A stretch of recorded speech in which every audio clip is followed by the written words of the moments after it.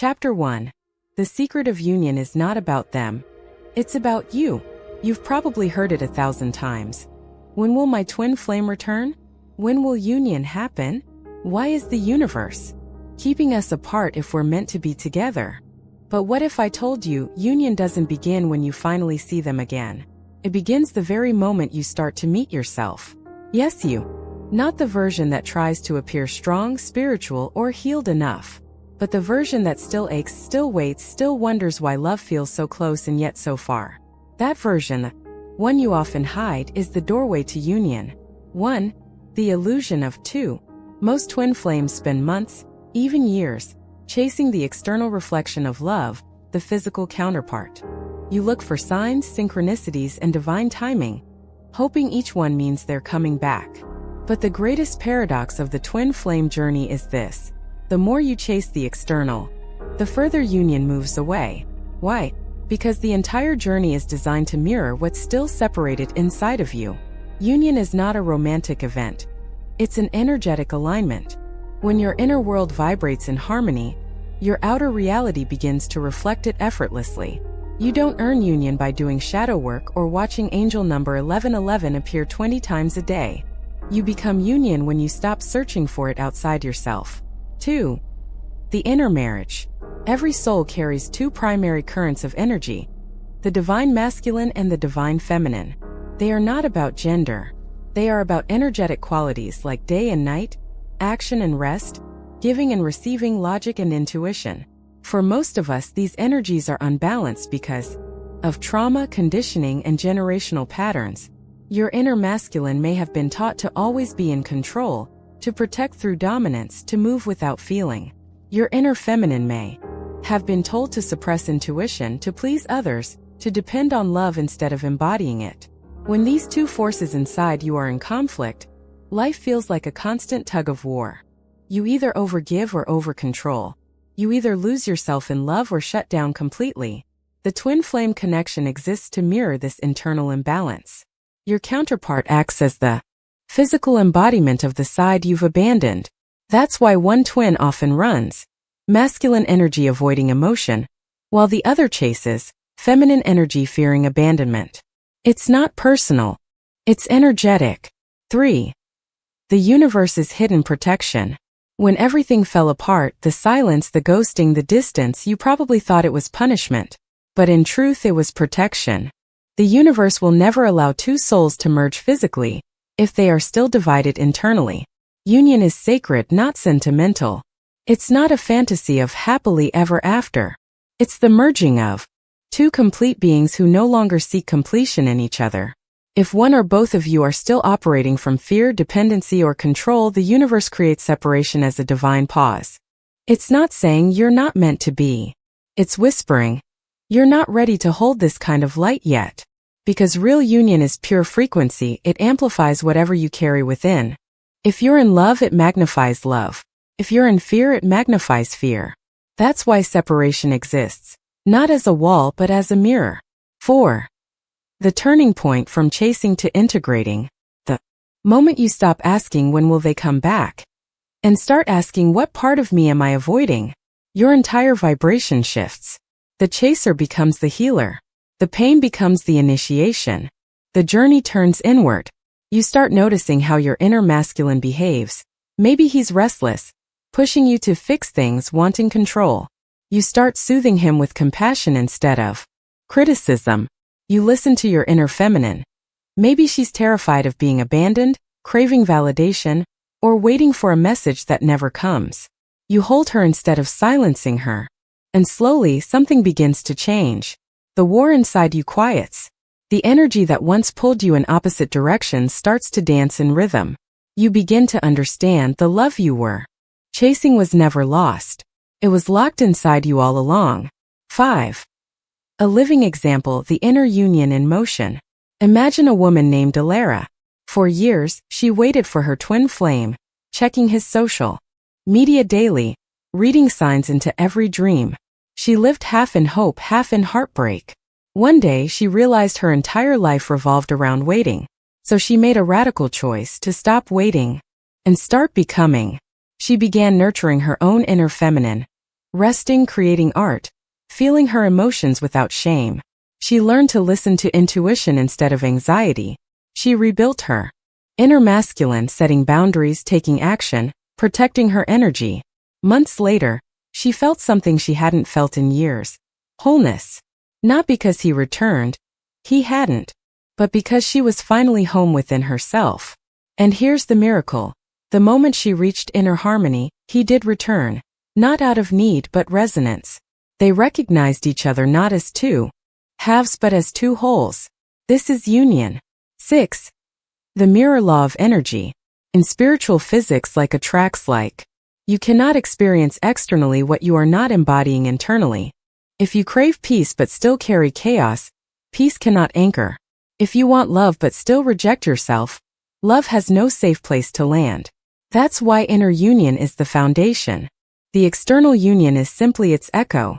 When you embrace your inner masculine and feminine, when both feel safe, heard, and valued, your vibration becomes coherent. And coherent energy magnetizes. Effortlessly. You stop chasing because you realize you already are the frequency of love you seek. 7. The misunderstanding of letting go. Many people confuse letting go with giving up. But true letting go means releasing control, not connection. You're not cutting off your twin. You're cutting off the illusion that they complete you. You no longer operate from fear. If I stop caring, they'll forget me. You operate from faith. If this is divine, nothing can separate it. And that shift from fear to faith is what activates the next level of your journey. Because now, you're no longer trying to attract union. You're embodying it. 8. Signs you're entering inner union. You no longer obsess over communication or timing. Your self-worth isn't tied to their actions. You feel both grounded, masculine, and inspired, feminine. Your creativity and intuition expand naturally. You attract opportunities, synchronicities, and deep peace. This stage, love feels less like an addiction and more like a presence, calm, alive, infinite. You realize that your twin doesn't bring this frequency. They merely reflect it. 9. The shift in purpose. Once you experience even a glimpse of inner union, your focus changes. It's no longer about getting the relationship, but being the vibration that heals the collective. You start seeing how your balance affects everything, your career, your family, even strangers. You embody a new template of love, one that is conscious, respectful, free. You become living proof that divine love is not about possession but evolution. 10. The sacred truth. So when will union happen? When you no longer need it to happen. When your heart and mind no longer fight. When your divine masculine stops trying to fix everything. When your divine feminine feels safe enough to simply be. That is the moment of alchemy. That is the birth of the sacred union within. And in that sacred stillness, you'll realize something profound. You never lost them. You were never separated. You were simply being guided back to yourself. Closing message. Union isn't a finish line. It's a frequency. And you can live in that frequency right now, in this breath, in this body, in this moment. So breathe. Feel your sun and moon aligning within. And remember, the most powerful love story you'll ever live is the one between your own soul and its reflection. Chapter 2. The two currents of energy. The truth about the divine masculine and divine feminine. You may have heard these words so often that they almost sound like cliches. Divine masculine. Divine feminine. Two halves of one soul. Two poles of creation. But what do they actually mean beyond poetic language? And why does your journey toward union depend on understanding them not as concepts, but as living energies that exist within you, shaping your every thought, feeling, and choice? To grasp the deeper layers of sacred union, you must first meet these two sacred forces as they truly are. The twin rivers flowing within your own being. 1. The cosmic blueprint of duality. From the moment the universe was born, everything has moved in pairs, light and dark, inhale and exhale, birth and death. This is not conflict, it's polarity. Polarity is what allows energy to move. Without it, nothing could exist. At the most primal level, your soul embodies the same design. The divine masculine is the current of direction, clarity, and structure. The divine feminine is the current of intuition, flow, and creation. Together they form the sacred pulse that animates everything, the heartbeat of consciousness itself. When these two forces dance in harmony, life feels balanced, creative, and abundant. When they fall out of rhythm, we experience the pain of separation from others, from love, and from ourselves. 2. The divine masculine, the sword of presence. Let's begin with the divine masculine. He is the structure within chaos, the mountain amid the storm. He represents the part of you that acts, protects, and creates boundaries. He is the focus, the anchor, the light that guides through shadow. In his highest form, the divine masculine does not dominate. He holds space. He listens deeply. He knows that strength is not control but steadiness. You meet your inner masculine every time you take responsibility for your path, instead of waiting for rescue. You meet him when you ground your dreams into action, when you say, "Enough. I'm ready to move." But when wounded, the masculine becomes distorted. He turns into the controller, the critic, the doer who never rests. He builds walls instead of foundations. He fears softness, because somewhere along the way, he equated it with weakness. You can sense this imbalance in yourself whenever you overwork to prove your worth, distrust emotion or intuition, struggle to receive or surrender, feel the need to fix or manage everything. The wounded masculine says, "I must do everything alone." The healed masculine says, "I can hold the world and still remain open." 3. The divine feminine, the ocean of being. Now the divine feminine, she is not a person, nor merely the opposite of the masculine. She is the formless field from which all creation springs. If the masculine is the sword, she is the water that softens its edge. She is intuition, feeling, and rhythm. She whispers, "Be still. Listen." Your inner feminine is the one who dreams, feels, and allows. She doesn't need to force anything into being. She magnetizes it through presence. She doesn't chase, she attracts. She doesn't demand, she receives. But when wounded, the feminine loses her center. She becomes afraid of abandonment, addicted to validation, or trapped in emotional storms. She gives too much, speaks too little, and forgets that her softness is her power. You can sense this imbalance in yourself whenever you seek approval before trusting your intuition, overgive in relationships until you feel empty, fear being alone or unseen, suppress your voice to keep the peace. The wounded feminine says, "I'll be loved if I please them." The healed feminine says, "I am love, and my presence is enough." 4. How the two interact, the dance within. The relationship between these two energies is not linear. It's cyclical, like breath. The masculine leads through focus. The feminine leads through flow. When your inner masculine honors your feminine, you move with direction and intuition. You trust your instincts and then take clear action. You are both grounded and guided. But when they are disconnected, your inner world becomes polarized. You either overthink and underfeel, masculine dominance, or overfeel and underact, feminine dominance. This inner tension is often projected onto your outer relationships, especially with your twin flame. If you've ever felt like you and your twin switch roles, one running, one chasing, one silent, one emotional, you've witnessed the mirror of your inner dynamic. Your twin is not the problem. They are the projection of your own unhealed polarity. 5. The mirror in relationships. Let's take a familiar example. You may be the one who constantly initiates contact, tries to keep the connection alive, and feels crushed when they withdraw. This means your inner feminine is craving to be seen, and your inner masculine is trying to control the outcome. Meanwhile, you're twins. Distance reflects your own avoidance of truly sitting with your feelings. Their silence is not punishment. It's the echo of your own inner noise. When you stop trying to change them and start healing, the dynamic within the outer mirror naturally shifts. The more your energies merge inside, the less dual your outer reality feels. 6. Balancing the two, the alchemy of awareness. So, how do you bring these two energies back into harmony? Not by effort but by awareness. Every day, life gives you small opportunities to practice union. When your masculine wants to rush, your feminine asks you to slow down. When your feminine feels too emotional, your masculine reminds you, you're safe to feel. Balancing doesn't mean suppressing one side. It means letting both express their highest wisdom at the right time. Think of it like a sacred dialogue. Your feminine dreams the vision. Your masculine builds the bridge. Your feminine senses when it's time to pause. Your masculine ensures you keep walking. This is how the universe itself creates, not through conflict but collaboration. 7. The signs of balance emerging. You'll know you're entering inner harmony when you stop overanalyzing and start trusting. Your emotions no longer control you, they inform you. You feel safe both in solitude, masculine, and connection, feminine. You act decisively, yet remain open to divine timing. You feel a subtle joy that doesn't depend on anyone else.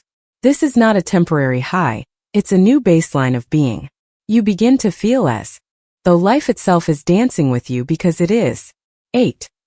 Healing through embodiment. True healing happens when energy meets the body. To nurture your divine feminine, practice stillness, creativity, and emotional expression. Journal your feelings without judgment. Move, dance, stretch, breathe. Let your intuition guide simple decisions.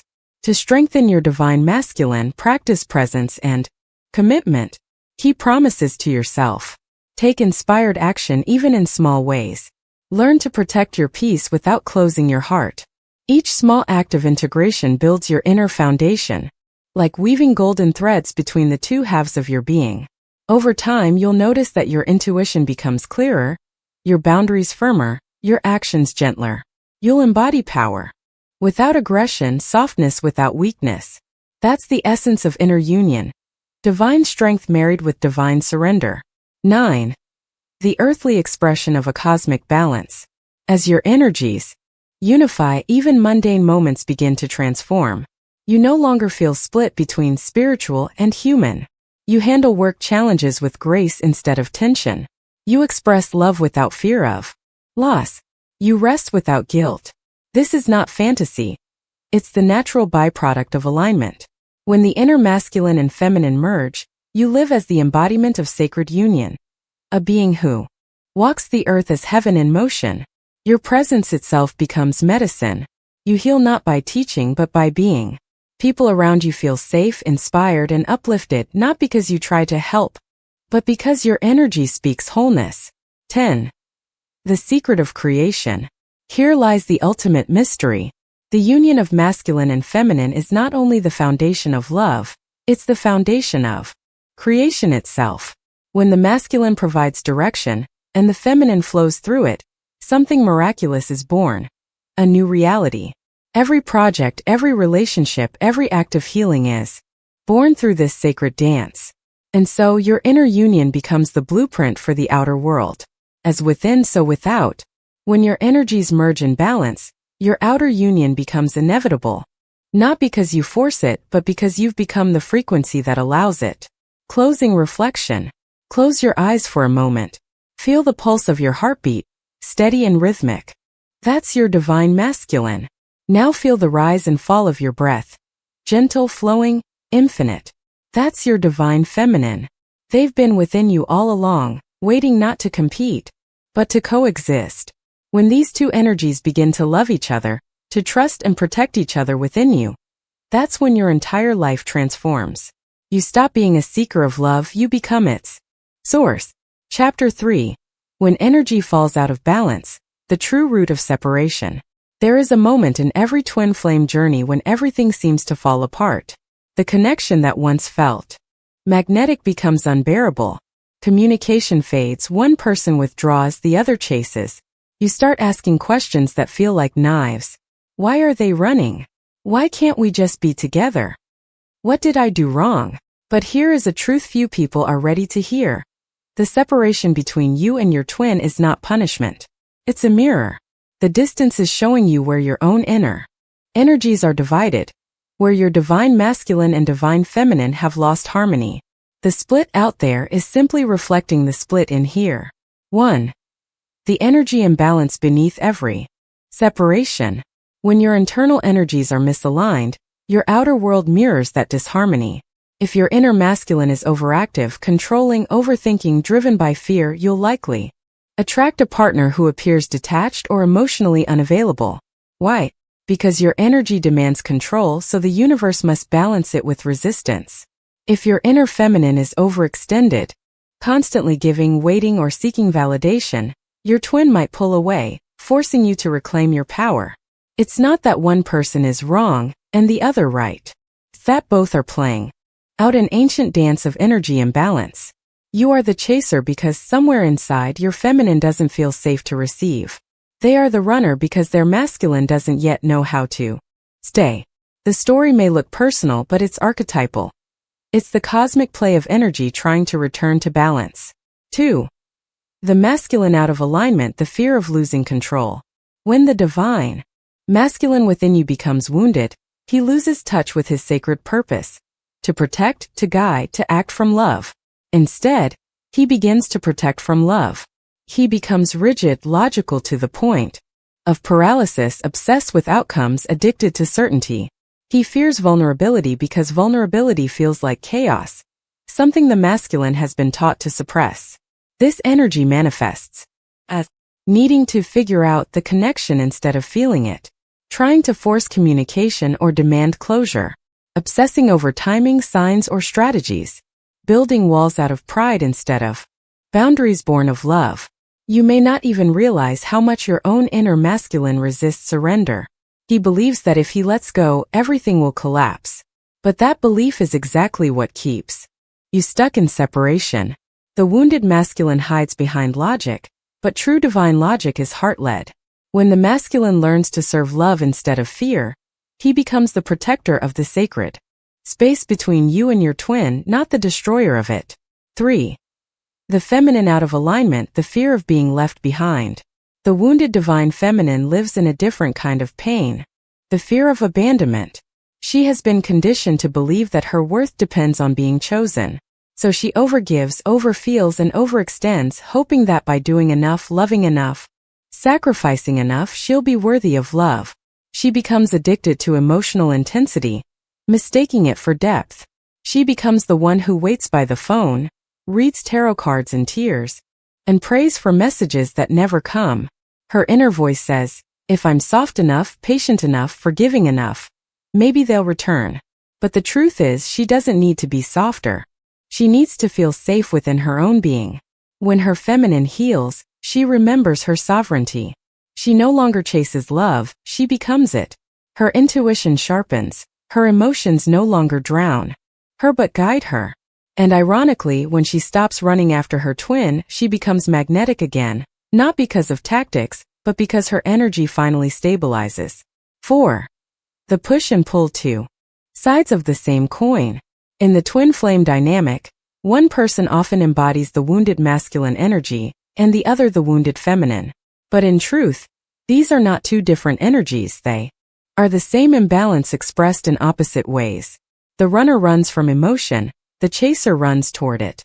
The runner fears being consumed, the chaser fears being forgotten. Both fear love, but for different reasons. The moment you stop seeing this as a me versus them struggle and start seeing it as energy balancing itself, everything begins to shift. The universe is not punishing you. It's orchestrating alchemy. You are being shown with divine precision exactly where love still meets resistance within you. 5. The illusion of control.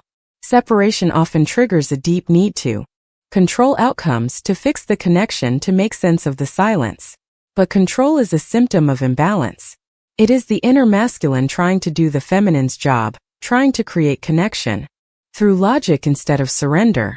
And every time you try to control, the universe pushes back harder because it wants you to learn trust.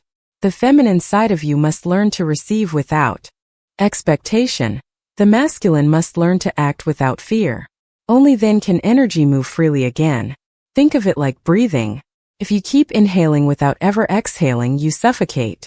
If you exhale without inhaling, you collapse. Balance is life. 6. The mirror of childhood wounds. This energetic imbalance often originates long before your twin enters the picture.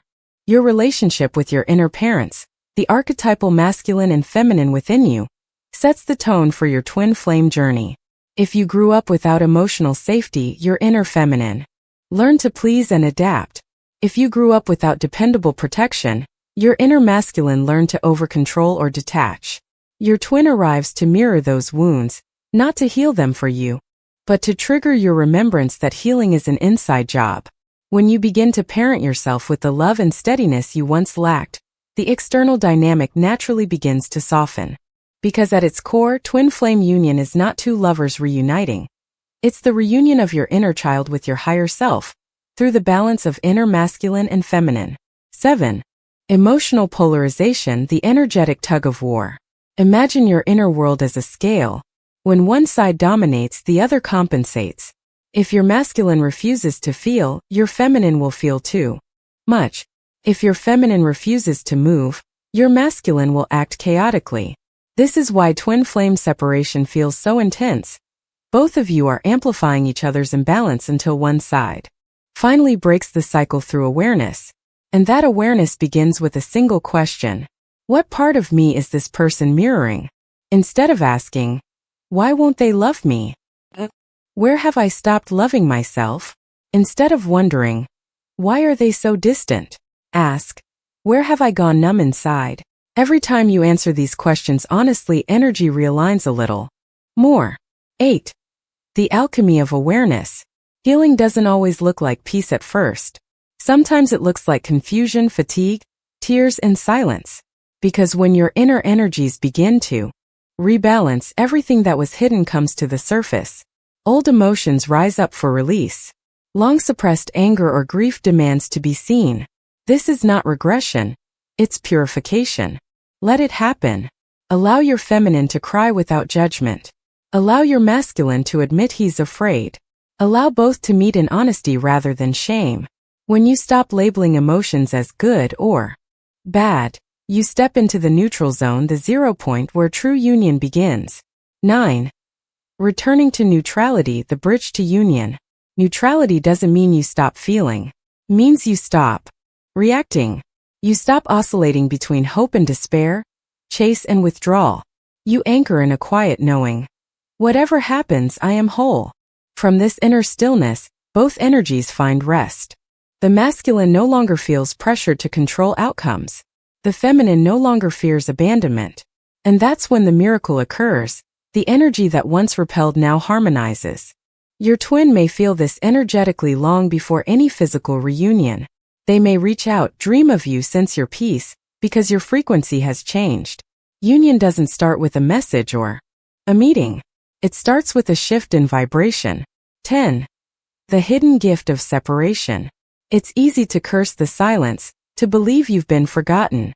But separation is the universe's way of giving you the one thing no relationship can offer. Wholeness without condition.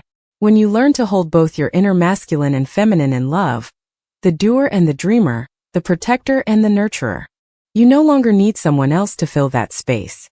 And ironically, that's the very vibration that magnetizes union. Because the universe doesn't respond to longing. It responds to balance. When you stop vibrating at need, you start vibrating at completeness. When you stop chasing love, love begins to chase you. Closing reflection. Take a deep breath. Imagine your inner feminine, sitting in a field of moonlight, soft, open, radiant. Now imagine your inner masculine walking toward her, steady, grounded, protective. He doesn't dominate her. He simply sits beside her. They don't speak. They just exist together in peace. That image, that feeling is union. You don't need your twin flame to be there physically for this moment to be real. Because the moment you create this harmony within, the outer world will have no choice but to mirror it. Chapter 4. The first step of inner union: recognizing and healing the shadow. There comes a moment in every awakening when love stops feeling like light and starts feeling like fire. You see, everyone wants the divine union, the radiant merging of souls, the blissful recognition of oneness. But few realize that before the light unites, the shadow must rise. The shadow is not your enemy. It is the part of you that has carried every wound, every unspoken grief, every emotion you've buried for survival. It is the part that says, before you can merge with another, merge with me. Union demands truth. And truth requires that nothing, not even pain, remains hidden. 1. What the shadow really is. The word shadow often triggers fear. as if it represents something dark or evil. But in spiritual reality, your shadow is simply the unloved energy within you. It is the suppressed feminine who learned that expressing emotion was too much. It is the abandoned masculine who was told he must never cry. It is every version of you that believed love had to be earned. The shadow forms when light and love are withheld, when a child's natural essence is shamed or silenced. So the child hides those parts to stay safe, thinking, if I just act right, maybe they'll love me. And that's how the separation begins. Long before you ever meet your twin flame, your shadow is not something to fight. It's something to remember and reclaim. It holds your greatest wisdom, locked beneath your greatest fear. 2. How the shadow appears in the twin flame journey. When your twin flame triggers you, the jealousy, the anger, the despair, it's not random. They are the sacred mirror reflecting exactly what your shadow still believes. For example, when your twin ignores you, your shadow whispers, I'm not enough. When they pull away, your shadow screams, everyone leaves me.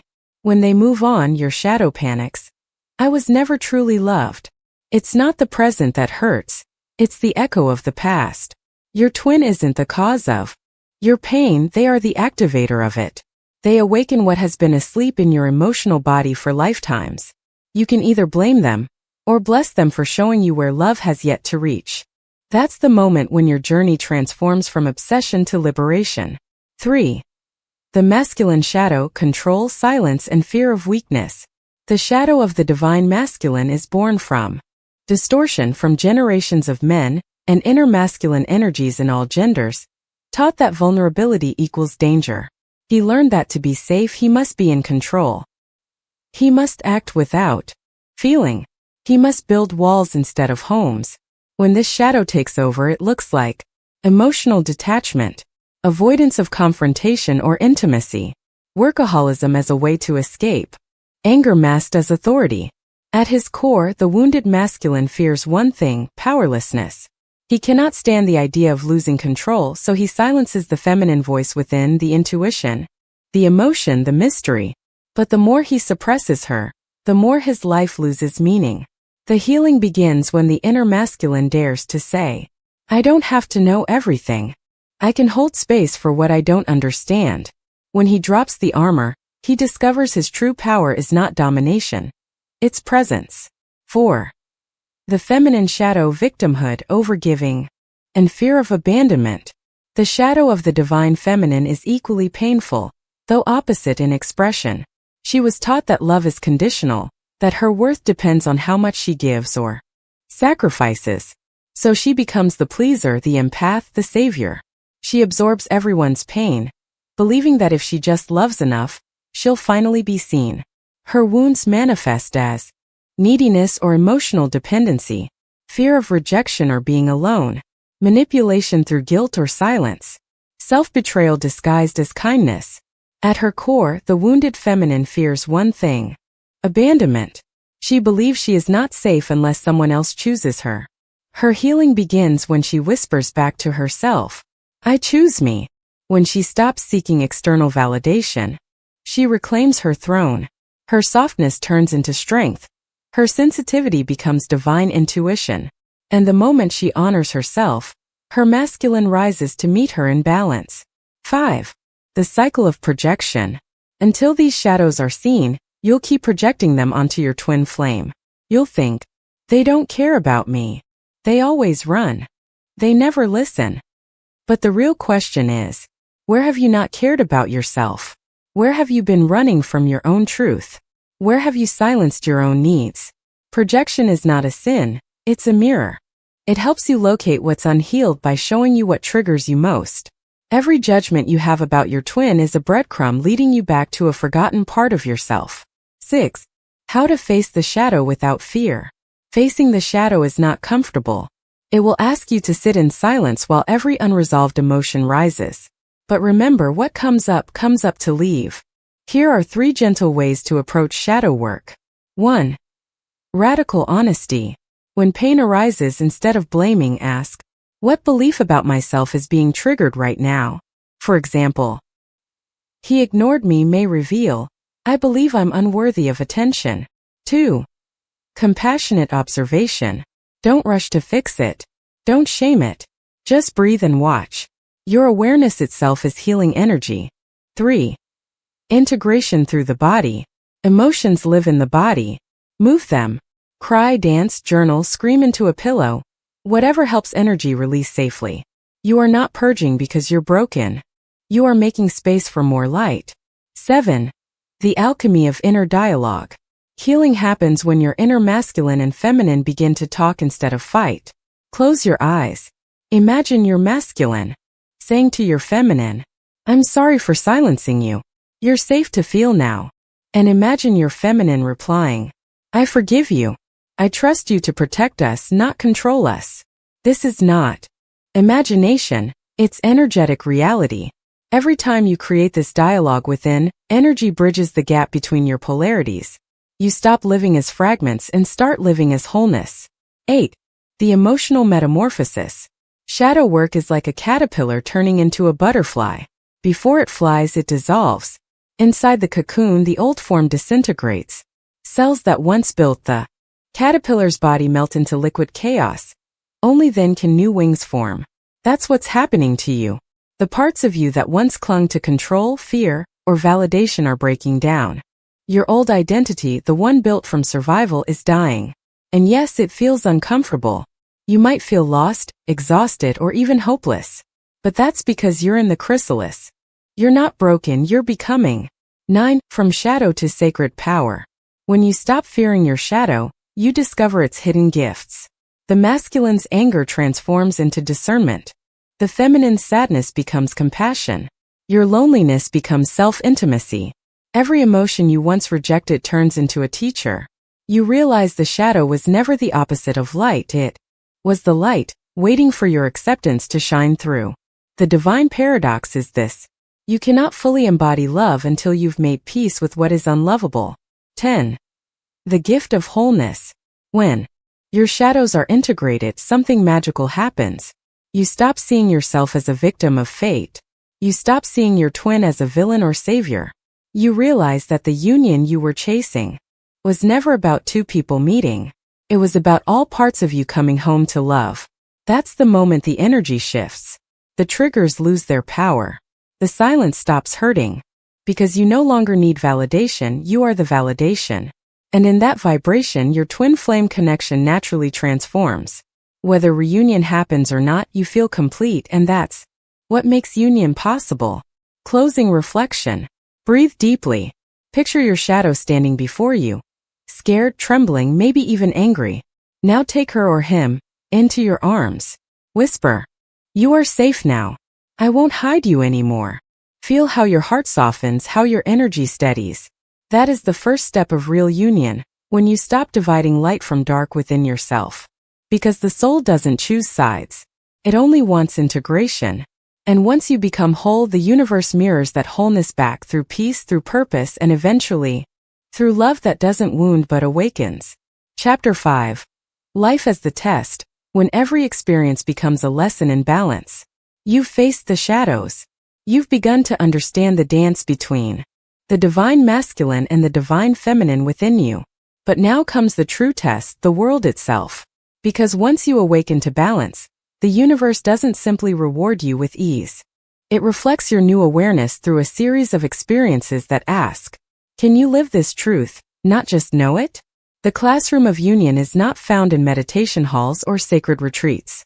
It unfolds in your relationships, your work, your triggers, your disappointments, every corner of your daily life.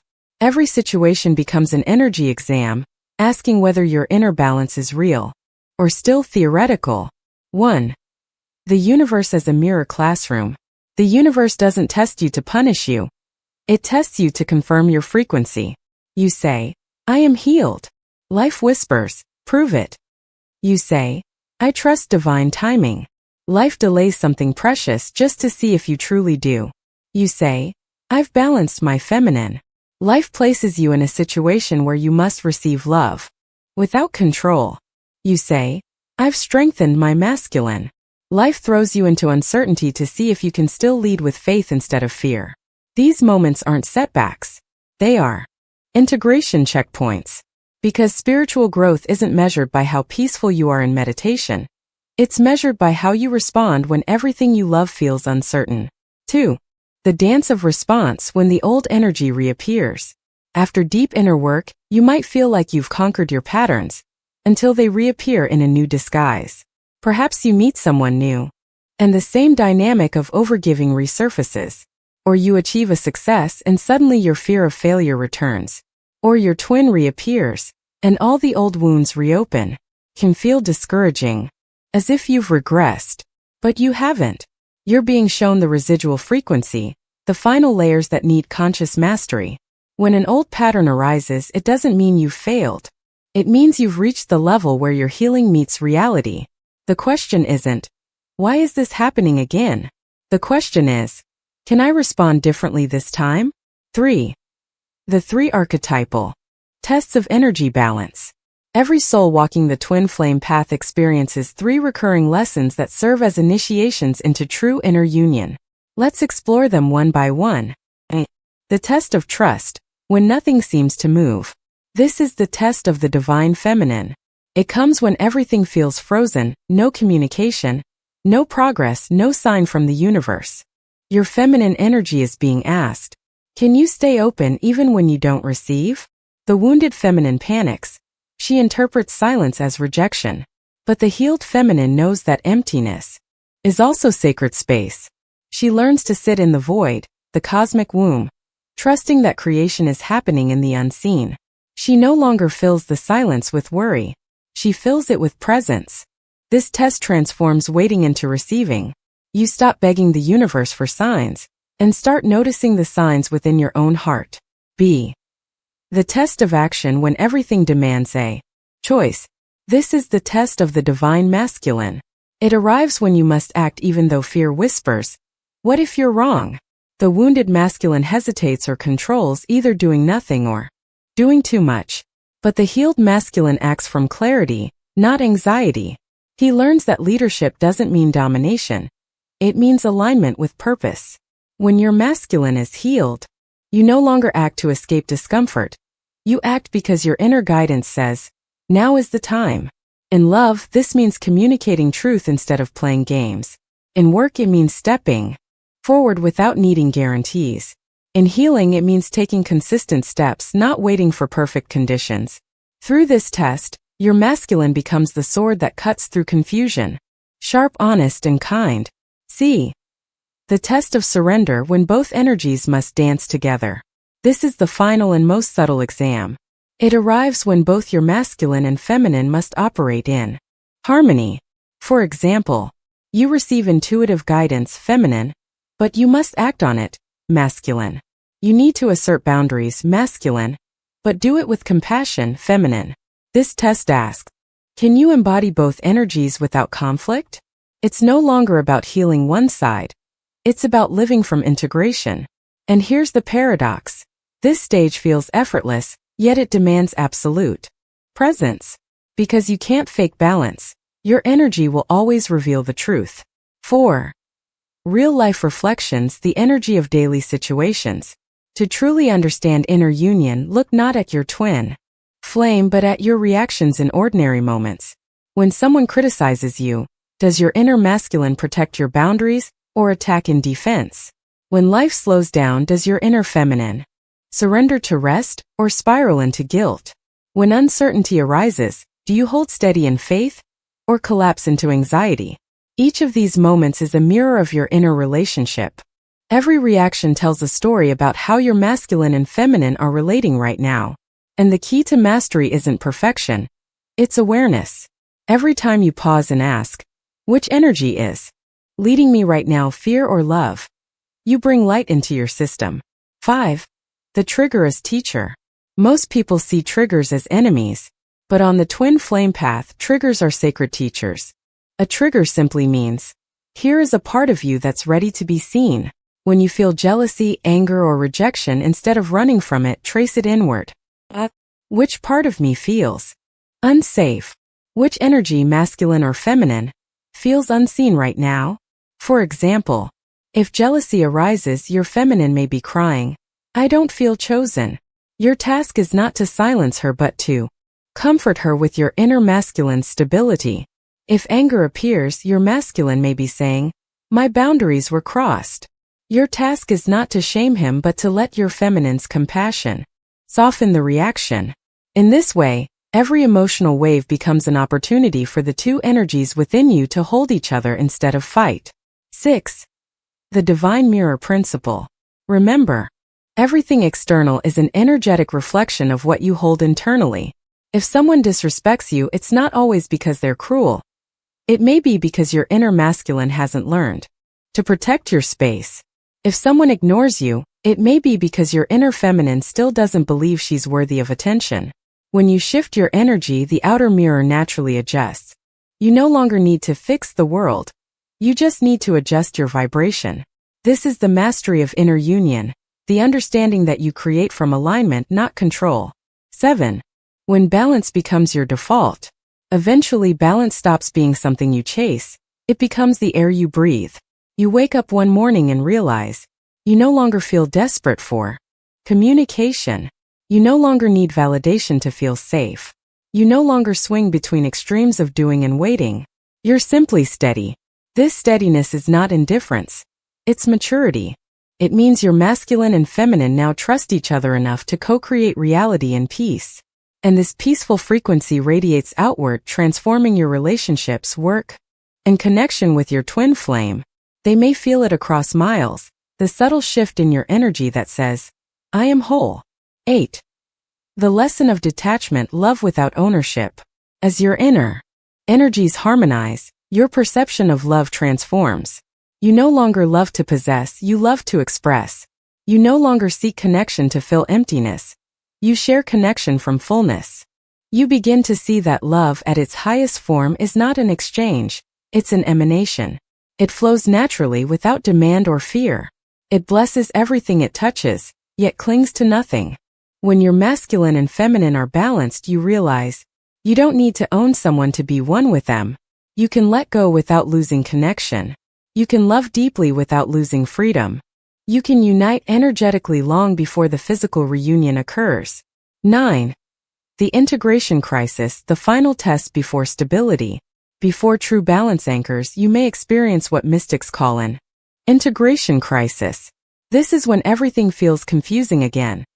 Old emotions resurface, plans collapse, relationships shift. Don't panic. This isn't regression. It's stabilization. Think of it like a pendulum that swings widely before finding its center. The extremes reappear one last time, not to destroy you, but to confirm that you've learned the lesson. You are being asked to remain balanced even when the storm revisits. Because now, you are no longer reacting from old wounds, you are responding from wisdom. That's how mastery is proven. Not when life is calm, but when you remain calm in life. 10. Living as the union, the sacred middle path.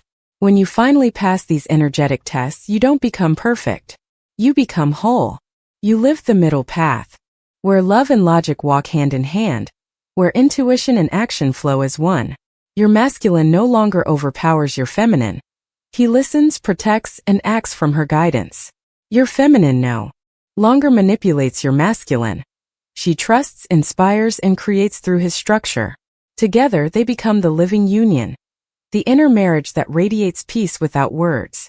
And once this harmony is embodied, the outer union becomes inevitable, not as a reward, but as a natural reflection of who you've become. Because now, you're not searching for love. You are the template of love itself. Closing reflection. Pause for a moment. Breathe deeply. Look at your life, not as chaos but as choreography. Every trigger, delay, disappointment, or coincidence is a sacred test designed to help you embody divine balance. You are not failing, you are integrating. The universe isn't asking for perfection, only presence. And when you live each day as both sun and moon, action and stillness, logic and feeling, you realize that every moment is union in motion. Chapter 6. Signs of Inner Union. When harmony within begins to mirror without. There is a quiet turning point in the twin flame journey.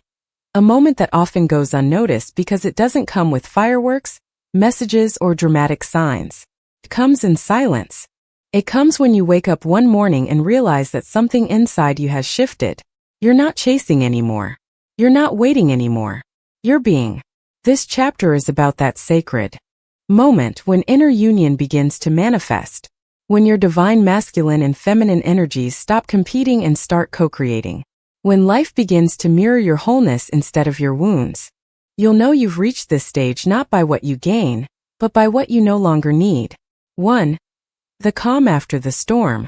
The first sign of inner union is subtle, peace without reason. In earlier stages of your journey, peace always depended on external validation.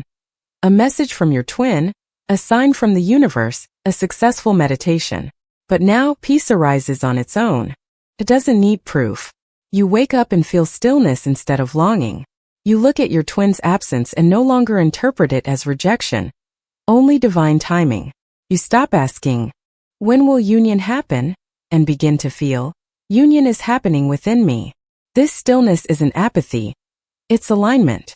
It's the quiet hum of energy moving freely within you, no longer blocked by fear. You are not detached, you are anchored. 2. The balanced polarity when inner masculine and feminine work together. Before inner union, your energies pull in opposite directions. Your feminine longs to receive love, while your masculine pushes to make it happen. Your masculine wants logic, while your feminine wants emotion. They constantly battle for control. But after integration, something beautiful unfolds: cooperation. You feel guided by intuition, feminine, and supported by clear action, masculine. You rest when needed but also take inspired steps. You express feelings with honesty, yet without losing stability. Life starts to flow like a well-tuned symphony, every decision coming from both heart and clarity. You begin to feel both soft and strong, receptive and assertive, intuitive and grounded. That is the golden equilibrium, the sacred union within yourself. 3. The shift in relationships from need to resonance. When your internal energies align, your external relationships recalibrate. You no longer chase unavailable people or tolerate one-sided dynamics. Instead, you attract connections that mirror your new vibration, relationships rooted in mutual respect, transparency, and freedom. Old patterns dissolve naturally. You stop over-explaining to be understood. You stop rescuing others to feel valuable. You stop confusing intensity with intimacy. You notice that the same people who once drained your energy either change their behavior or drift away, not because of anger but because the frequency mismatch has become too large. And that's okay. You're no longer here to maintain karmic contracts. You're here to embody soul resonance. This is also the phase where your twin's energy begins to stabilize. Even if they're not physically present, you sense their growth, their subtle energetic alignment with your peace. Because energy doesn't lie. When you heal, your counterpart feels it. 4. The synchronicities of alignment. At this stage, synchronicities return, but they feel different. Earlier, they came as desperate signs from the universe. 1111. Maybe they're thinking of me. Now, they arrive as echoes of harmony, confirmations, not reassurances. You may notice repeating numbers, songs, dreams, or moments that seem divinely orchestrated. Not to fuel your obsession, but to reflect your alignment. It's the universe's way of saying, you are on the right frequency. Keep trusting. The signs no longer come with emotional chaos. They come with calm recognition. You smile, whisper thank you, and continue your day. Because you no longer need the universe to prove its loyalty. You feel it living through you. 5. The neutral heart detachment with compassion. One of the most profound signs of inner union is the rise of the neutral heart. This is not indifference. It's divine compassion, love that holds everything without judgment. You no longer oscillate between extreme joy and despair depending on your twin's behavior. You stop labeling experiences as good or bad. You simply observe, understand, and allow. The neutral heart says, I love you even if you never return. I trust the plan, even if I don't understand it. I choose peace, even when chaos tempts me. In neutrality, you discover true freedom, the freedom to love without attachment, to give without fear, and to surrender without loss. Your heart becomes a sanctuary, not a battlefield. 6. Manifestation becomes effortless. As your Inner energies harmonize, the outer world begins to move differently. You notice that manifestation feels instantaneous. What used to take months of struggle now flows with ease. Why? Because your masculine provides clear focus while your feminine opens the channel of receptivity. Together, they create a powerful magnetic field that draws in experiences aligned with your soul's truth. You start manifesting opportunities, synchronicities, and blessings that align with your highest timeline. Not because you're forcing the universe, but because you've become one with its current. This is the state of co-creation, when life feels like it's conspiring with you, not testing you. 7. Emotional stability, the end of the roller coaster. Before inner union, emotions ruled you like waves in a storm. Ecstatic one day, devastated the next. But now emotions still arise, yet they pass through you gracefully. You no longer drown in them, you surf them. When sadness appears, you don't panic, you listen. When anger surfaces, you don't project, you integrate. When joy visits, you don't cling, you celebrate. Your inner masculine provides the container, your feminine provides the flow. Together, they create a balanced emotional ecosystem. This doesn't mean you stop feeling. It means you stop identifying with every feeling. And that's when peace becomes your default setting, not because life got easier, but because you got wiser. 8. The inner voice of guidance grows louder. As your polarity harmonizes, the static clears, and the voice of your higher self becomes unmistakable. You begin to distinguish between intuition and impulse, divine guidance and ego chatter. You no longer seek external advice. For every decision, you trust your internal compass. The feminine whispers inspiration. The masculine translates it into action. Together, they become the bridge between heaven and earth. This is what it means to live as a conduit of divine energy. You no longer struggle to manifest. You channel creation through presence. 9. The magnetic field of love, when your energy speaks louder than words. When inner union anchors, your aura shifts. You radiate warmth, confidence, and serenity, even without trying. People begin to feel calmer around you. Strangers open up. Opportunities seem to find you. You attract high-frequency souls not because you seek them, but because you embody the vibration they recognize. This is also the stage where your twin often feels the pull, sometimes suddenly without explanation. They might dream of you, feel your presence, or experience déjà vu-like emotions. Your energy calls to them not through need but through resonance. Because love in its purest form doesn't chase, it magnetizes. 10. The return to innocence, union as a living frequency. Ultimately, inner union brings you home, not to a fantasy of eternal romance, but to the purity of being itself. You rediscover simplicity. You laugh easily. You enjoy small things again. The spiritual journey no longer feels like a mission. It becomes a melody, a rhythm of living from authenticity. You no longer wait for the future union. You realize you are already living it. You've become the living template of divine harmony, a bridge between the human and the holy, between love and light, between the seen and the unseen. This is the real essence of the twin flame path. Not two souls becoming one, but one soul remembering its wholeness. Through two reflections. Closing reflection. Take a deep breath. Place your hand on your heart. Feel the pulse, steady, calm, balanced. That rhythm is your inner masculine and feminine in harmony. That is union, not someday but now. You've moved from seeking to being, from longing to embodying. And from this space of balance, everything, including your twin, can align naturally, without force. Because once you become the vibration of unconditional love, the universe has no choice but to echo it back to you.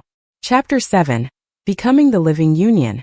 When your energy heals others, there comes a sacred threshold in the twin flame journey. A place where the focus shifts from me to we, from healing self to healing the collective. It's the moment when your inner masculine and feminine have danced long enough to become one melody. You are no longer merely walking toward union. You are embodying it. And when that happens, your very presence becomes medicine. You no longer speak about love, you radiate it. You no longer teach with words, your frequency does the teaching for you. This chapter is about that transformation, when inner union turns outward and becomes a living force that elevates others, simply because you exist in harmony. 1. The frequency of wholeness. When two energies, divine masculine and divine feminine, merge within you, they don't cancel each other out. They amplify. Their union creates what mystics call a coherent field, a vibration so balanced that it naturally brings other energies into alignment. Think of a tuning fork. When one fork vibrates, another nearby begins to resonate at the same frequency. That's what happens when you embody inner union. Your coherence becomes contagious. People feel calmer in your presence. Conflicts soften. Even the atmosphere around you seems lighter. You've stopped transmitting the frequencies of lack, fear, and attachment. Now you transmit truth, peace, and unconditional love. And here's the secret. You don't need to do anything. You simply are. 2. How the energy shifts others. Your energy field now carries stability, something rare. In a fragmented world, those around you, even without knowing why, begin to mirror that steadiness. Someone anxious feels comforted by your calm. Someone angry finds themselves softening mid-sentence.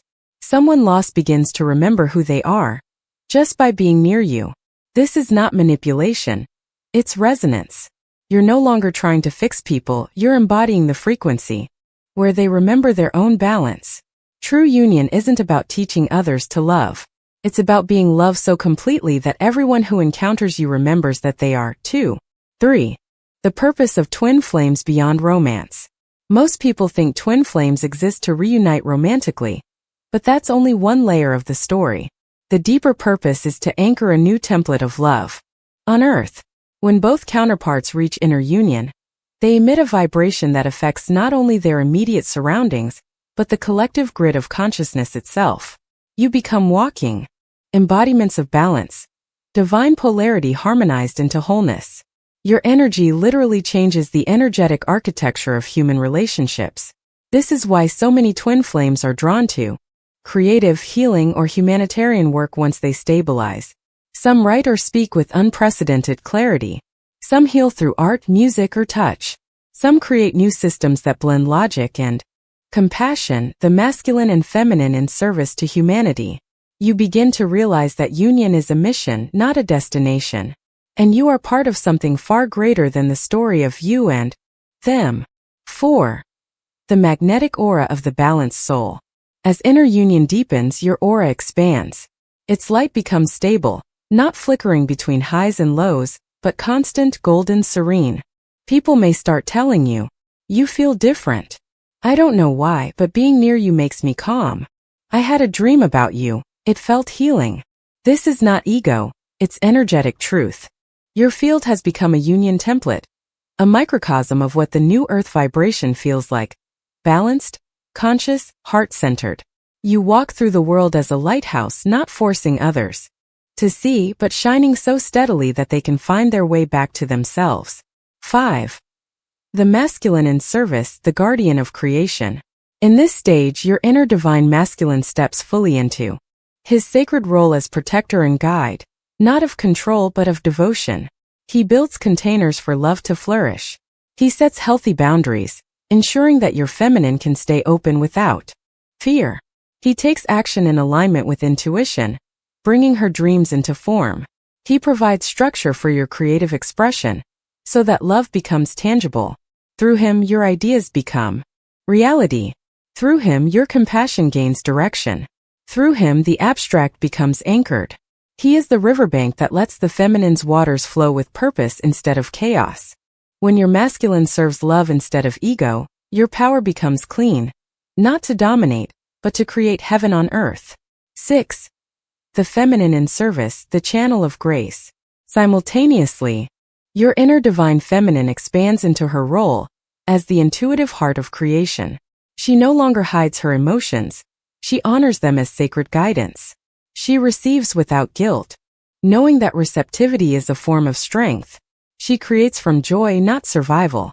Her intuition becomes sharper, her compassion wider. She no longer fears her sensitivity. She wields it as wisdom. Through her, your life becomes art. Through her, your words carry healing.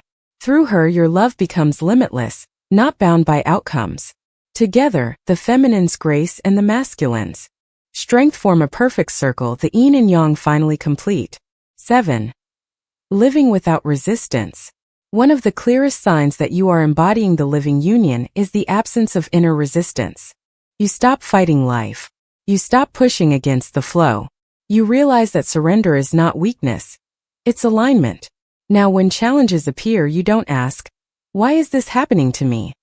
You ask, "What part of me is life trying to expand right now?" Every experience becomes an ally, not an obstacle. Even pain is seen as sacred refinement, the polishing of your soul's diamond. You no longer try to control outcomes because you've experienced the miracle of trust.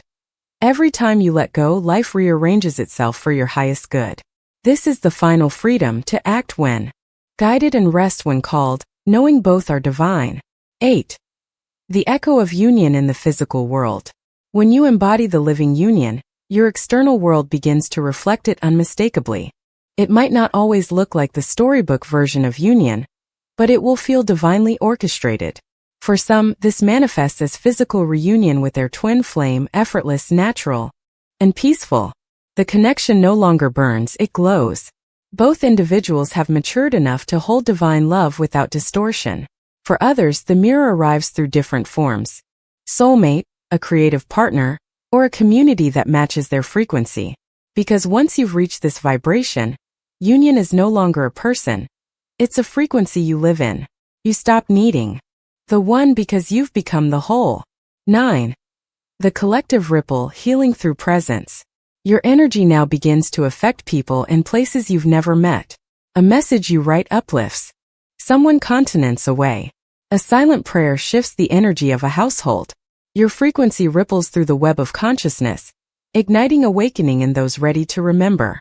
This is the true purpose of the Twin Flame Collective, to seed Earth with the vibration of balanced love. Each healed twin pair acts as a node of light on the planet, stabilizing the energetic grid. You are part of that network, whether your twin is by your side or not. When you choose love over fear, you anchor another beam of light into the collective field. And that is how the new Earth is born, not through grand revolutions, but through thousands of souls quietly choosing balance, moment by moment. 10. The embodied prayer, union in motion. To live as a living union is to become a prayer in human form. Every breath becomes meditation. Every action becomes devotion. Every word becomes vibration. You no longer seek enlightenment, you are enlightenment expressed through human imperfection. Your life becomes the dance of heaven and earth, laughter and tears, strength and softness, doing and being, all woven together in sacred rhythm. You no longer hide your humanity, because you've discovered that divinity is not the opposite of being human. It's the full embrace of it. Union is not an escape from this world. It is your heart's way of transforming it, one vibration at a time. Closing reflection. Pause. Breathe. Feel your heartbeat. That pulse, steady, calm, infinite, is the echo of the divine masculine and feminine in perfect rhythm. You are no longer two halves searching for completion. You are the living union, the balance of sun and moon, structure and flow, giving and receiving. And now your purpose is simple. To live. To love. To let your existence remind others that peace is possible. Because when you embody union, you don't need to speak of love. You become the love that speaks. Chapter 8. The outer reflection. When inner union manifests in the physical world, there comes a sacred moment in every twin flame journey when the invisible becomes visible, when energy turns into form, and what once existed only in your heart begins to take shape in your outer world. It doesn't happen as a lightning strike or a cinematic reunion. It unfolds quietly, almost mysteriously, as if life itself begins rearranging to reflect the vibration you now carry. Union is not granted by the universe as a reward for patience. It's mirrored back to you when your energy becomes an exact match for love's frequency. The outside world is the canvas. Your healed energy is the brush. This chapter is about recognizing that moment, when your inner work ripples outward and the physical world finally begins to respond to your wholeness. 1. The subtle arrival of alignment. The manifestation of outer union rarely announces itself. There's no fanfare, no dramatic sign in the sky. Instead, it begins with small shifts, synchronicities, intuitive nudges, Divine timing so precise it feels almost unreal. You might find yourself bumping into your twin unexpectedly after months or years apart. You might receive a message at the exact moment you've completely released the outcome. You might notice a sense of déjà vu, as if the physical world is catching up to what your soul already knows. That's how manifestation works on the spiritual path. It doesn't create something new. It reveals what's been waiting for your readiness. Union isn't about chasing someone back into your life. It's about becoming the vibration that no longer pushes them away. 2. Energy always comes first. Before any physical reunion, there is always an energetic reunion. Your fields begin communicating. Long before the words are spoken, perhaps you start dreaming of your twin again. Not from longing but with serenity. Perhaps you feel their emotions, yet instead of anxiety you feel peace. Perhaps your intuition whispers, they're healing too. This is the prelude to physical alignment. When your energies stop clashing and start harmonizing, the universe begins to move people, opportunities, and even geography to orchestrate the meeting. It's not magic. It's quantum resonance. Two frequencies vibrating at the same level can't stay apart. 3. The neutral magnetism of wholeness. When you embody inner union, you stop pulling love toward you. Instead, love recognizes itself in you. That's the paradox. The moment you no longer need union, it becomes inevitable. Because what once was desire now transforms into allowance. This is the law of divine magnetism. Need repels because it vibrates from lack. Wholeness attracts because it vibrates from completion. When your energy says, I already have love within, the universe responds, then here is love in form. You don't manifest through longing anymore. You manifest through being.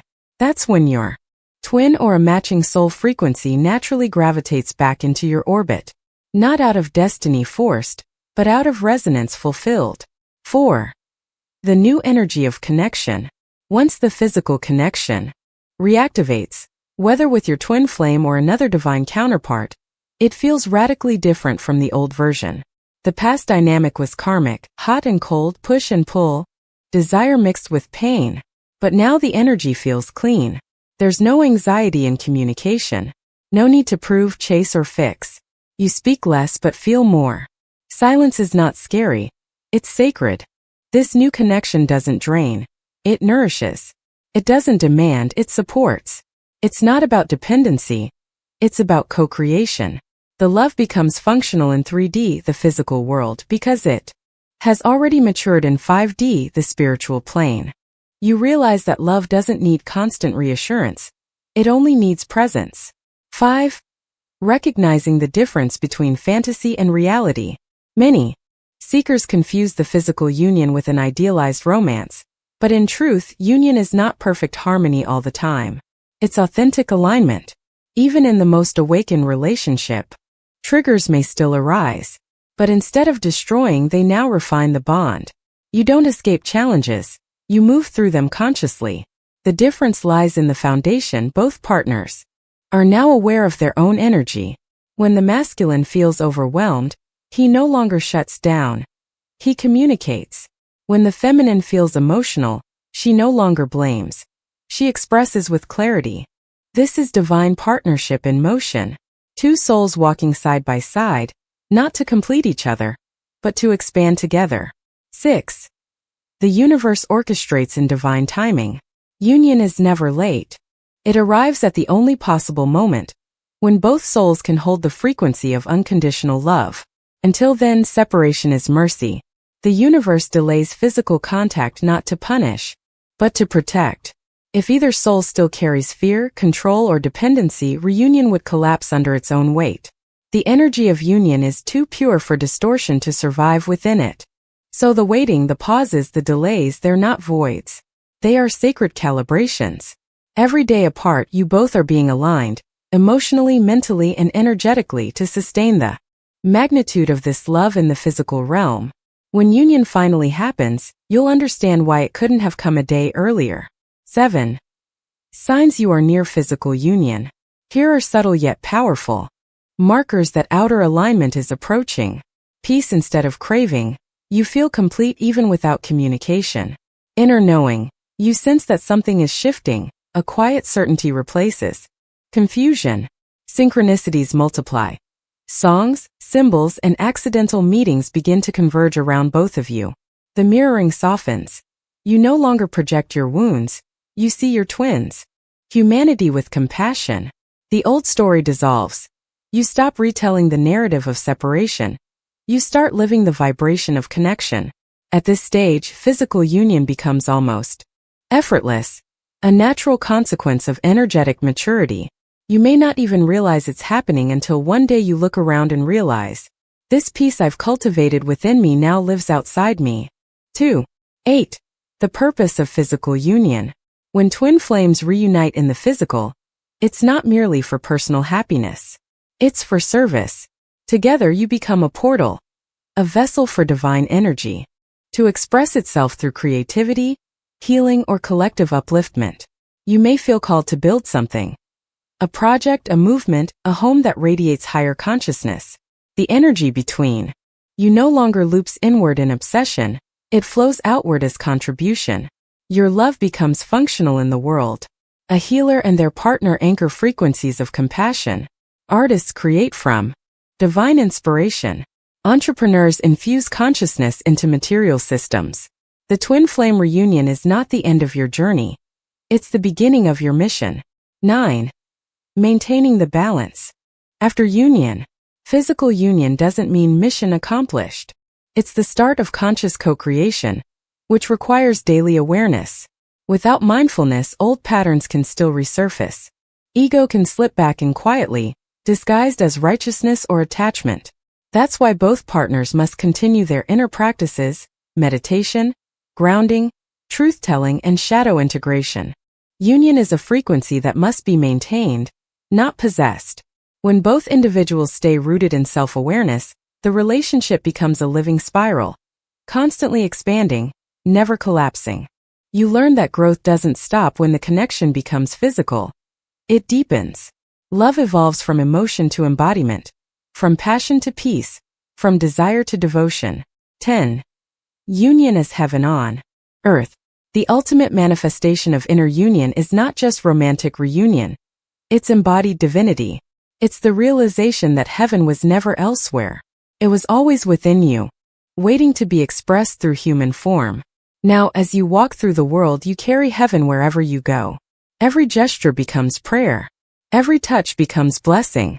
Every word becomes vibration. The physical union is not about having someone beside you. It's about living as two reflections of one consciousness. You no longer seek signs from the sky because the sign is you. You've become the bridge between realms, the divine in motion, the soul made visible. Closing reflection. Close your eyes for a moment.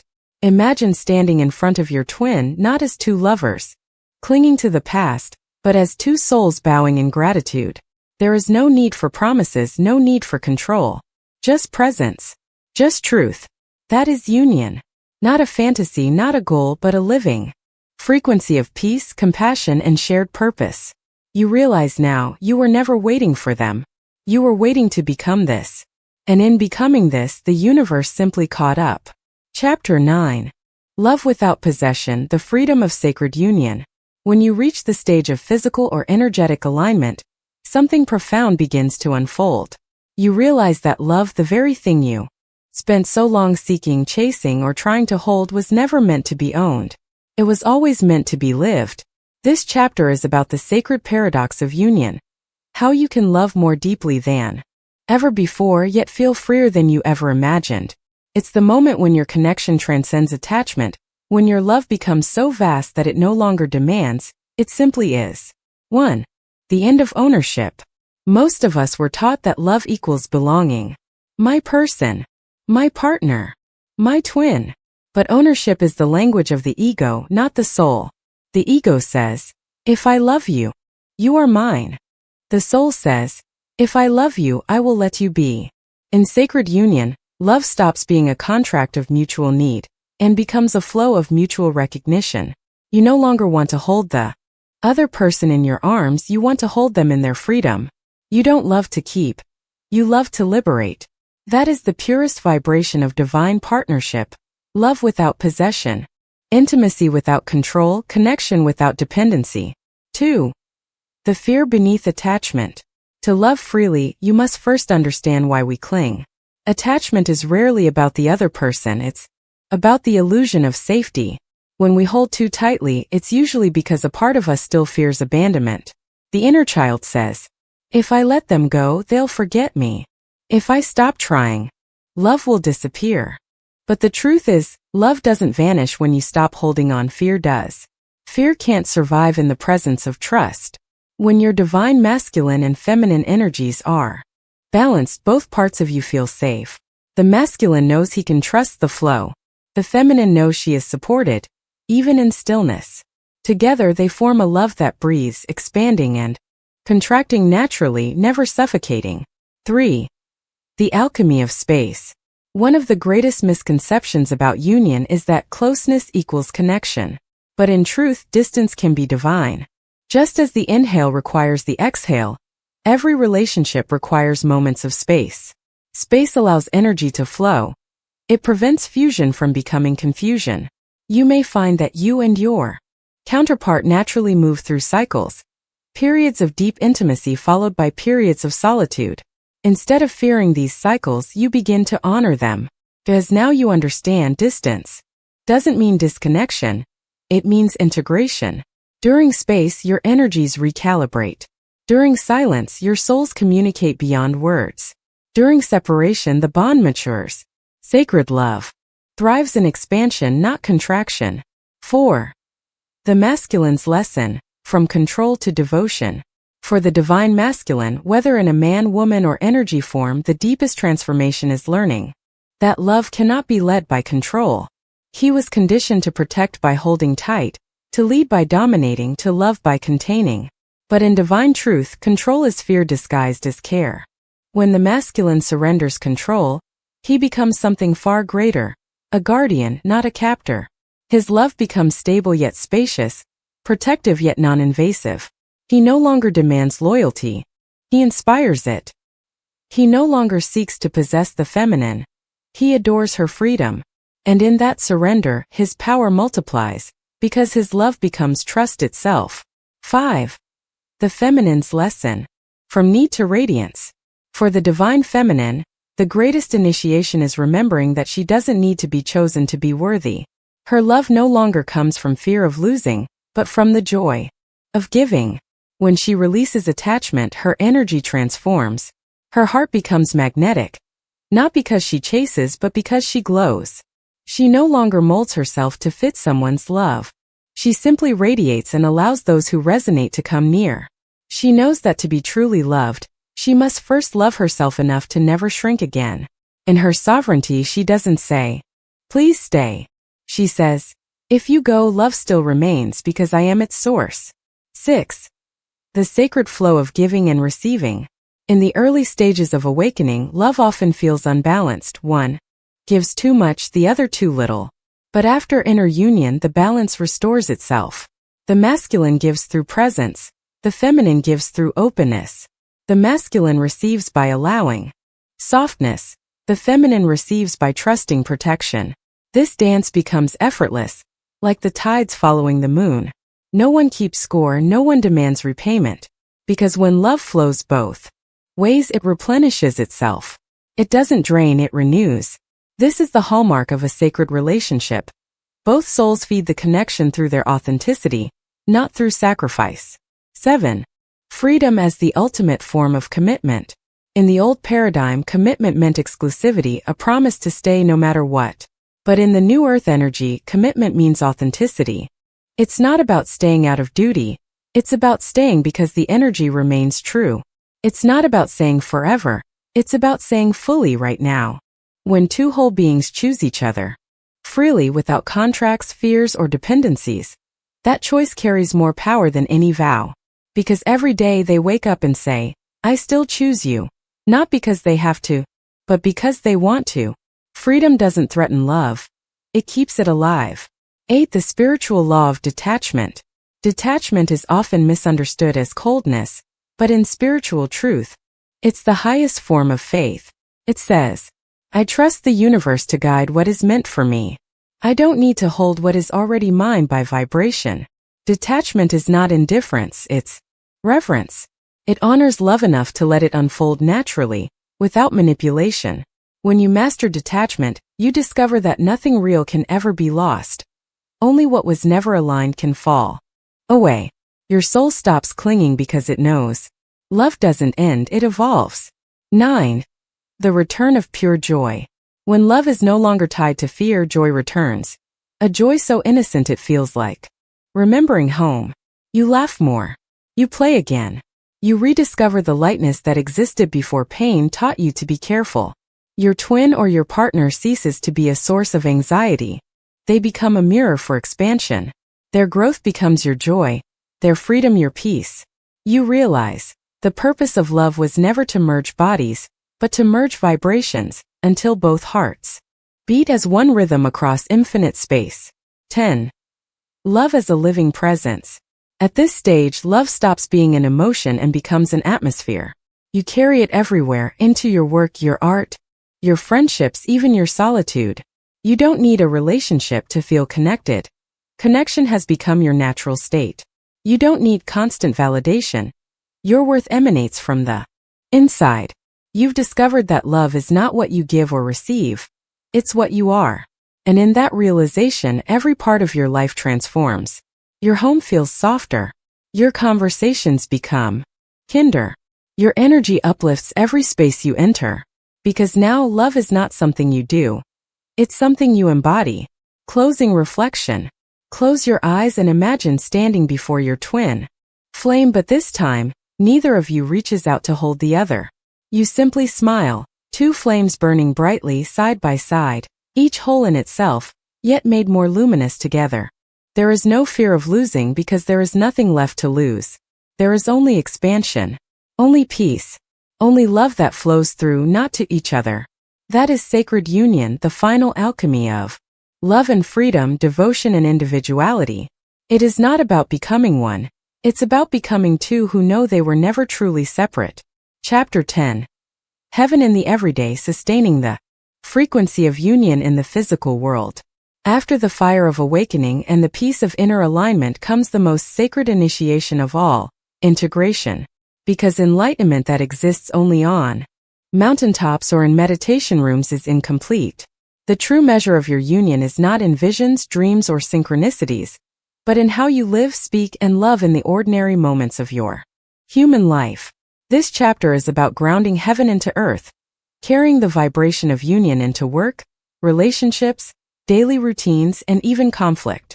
It's where spirituality becomes lifestyle, and love becomes a steady heartbeat that guides every choice. 1.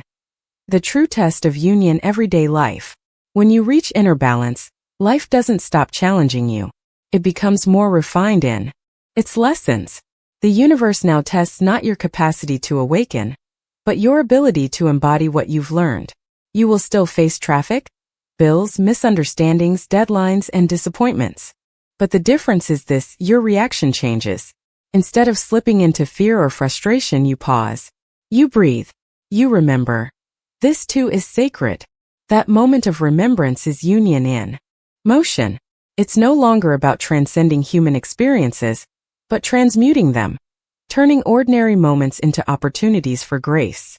2. Bringing the divine masculine and feminine into the world. In this integrated phase, your inner marriage becomes visible in your daily interactions. Your divine masculine expresses as discipline, integrity, and direction. You keep promises to yourself and to others. You take action aligned with intuition, not impulse. You create structures that support growth, schedules, boundaries, routines without rigidity. Your divine feminine expresses as compassion, flow, and creativity. You allow space for emotion and empathy. You move with intuition instead of just logic. You beautify every environment you touch, turning chaos into harmony. Together, these energies shape a new kind of life, productive yet peaceful, powerful yet gentle. You're not swinging between extremes anymore. You're living from wholeness. 3. Work as worship. One of the first areas where union shows itself is in your relationship with purpose. Before awakening, you may have worked for validation, survival, or status. But after union, work transforms into service. You begin to see your job, business, or art as a sacred offering, a way to circulate love through form. Whether you're writing, parenting, designing, cooking, or managing a team, every task becomes an act of devotion. You infuse it with intention, gratitude, and presence. The feminine within you says, "Let this be beautiful." The masculine within you replies, "Let this be useful." And together they create something meaningful. Work becomes less about results and more about resonance. You no longer strive to prove your worth, you express your worth through your work. 4. Money as energy. In the old paradigm, money was either idolized or feared. But when you embody union, you understand that money is simply energy, neutral, responsive, and amplifying whatever vibration it touches. If you treat it with fear, it mirrors scarcity. If you treat it with gratitude, it flows with generosity. The divine masculine within you learns to manage and direct it wisely. The divine feminine within you learns to receive and circulate it with openness. Together, they create prosperity that's balanced, abundance not built on greed, but on alignment. You realize, wealth isn't about having more. It's about flowing more love through every transaction. 5. Relationships as mirrors of balance. Your outer relationships now become the most beautiful reflection of your inner harmony. You no longer enter friendships, family dynamics, or romantic bonds out of need. You enter them out of choice, joy, and mutual respect. You notice how quickly energy speaks louder than words. People who match your frequency feel natural and effortless. Those still trapped in control or drama fall away peacefully. This isn't arrogance, it's energetic truth. You've stopped trying to save or fix others. You love them enough to let them find their own path. Your feminine holds compassion. Your masculine holds boundaries. You give from fullness, not emptiness. And because of that, love around you stabilizes and grows. 6. Navigating conflict consciously. Even in union, conflict doesn't disappear, but how you handle it does. When disagreements arise, you no longer see them as threats. You see them as invitations for deeper understanding. Your inner masculine listens without defensiveness. Your inner feminine speaks without manipulation. Together, they create dialogue instead of argument. You learn to pause before reacting, to feel before speaking. You realize that the goal is not to win, but to stay in integrity with love. This is emotional mastery, when your energy remains balanced even as circumstances fluctuate. Conflict becomes what it was always meant to be, an opportunity to deepen compassion. 7. Sacred routines, turning the mundane into meditation. Living in union doesn't mean floating above life. It means infusing it with consciousness. Your mornings become rituals of grounding, a moment to align mind, heart, and energy before stepping into the world. You eat with awareness, turning meals into communion. You walk slower, noticing colors, sounds, and sensations that once blurred by. Every small act becomes prayer. Washing dishes is cleansing energy. Watering plants is honoring growth. Lighting a candle is calling in presence. You no longer divide life into spiritual and ordinary. Everything is holy when done with love. 8. The power of presence. Presence is the ultimate gift of union. It's the ability to be fully here. Not lost in memory or anticipation, but grounded in the eternal now. The masculine keeps you focused. The feminine keeps you aware. Together they make each moment sacred. You listen more deeply. You notice when someone's eyes carry pain they can't voice. You sense when to act and when to simply hold space. Presence turns you into a healer, not by technique but by essence. People feel safe around you, not because you fix them, but because your stillness reminds them of their own center. That's what it means to walk the earth as living love, to let presence itself become your greatest offering. 9. Sustaining the vibration through self-care. Even the most balanced energy needs renewal. Sustaining the frequency of union requires tending to yourself as sacred ground. You learn that rest is not laziness. It's alignment. You honor your cycles, expansion and retreat, giving and receiving. You nourish your body with what it needs, not what it craves. You protect your energy without guilt. You spend time in nature, reconnecting with the rhythms that mirror your soul. You meditate not to escape but to listen. The feminine replenishes. The masculine regulates. Self-care becomes not indulgence but responsibility. The foundation that keeps your vibration clear enough to serve others. 10. Living as the bridge, heaven in human form. At this stage, you understand why you were called to the twin flame journey at all. It was never just about finding love, it was about becoming love in form. You are now a bridge between spirit and matter. You walk as both human and divine, blending the infinite with the everyday. You laugh, you cry, you pay bills, you dream, but beneath it all flows a quiet river of peace that never leaves. You are no longer chasing signs, you are the sign. You no longer pray for miracles, your life is the miracle. This is heaven on earth, not a destination but a state of being. When others look at you, they don't see perfection. They feel peace. They sense the presence of someone who has remembered what it means to be whole, and through you they begin to remember too. That is how love spreads. Not through preaching but through embodiment. Not through promises but through presence. Closing reflection. Pause for a moment. Look around the room you're in, the walls, the light, the air moving gently. This is your temple. This is your earth. Union isn't happening somewhere beyond the stars. It's here in this breath, this body, this moment. Heaven is not a place you go. It's what you bring to every space you touch. Love is not a concept. It's what you radiate through every act of awareness.